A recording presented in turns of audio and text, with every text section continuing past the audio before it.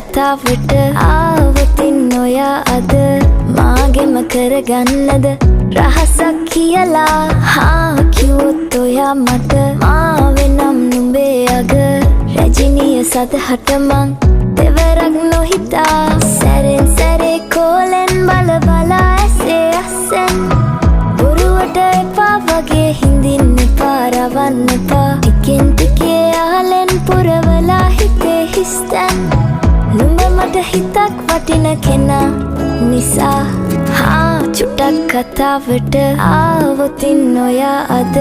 මාගෙම කරගන්නද රහසක් කියලා කිව්වොත් ඔයා මට මාවෙනම් නුඹේ අග රැජිනිය සදහට මං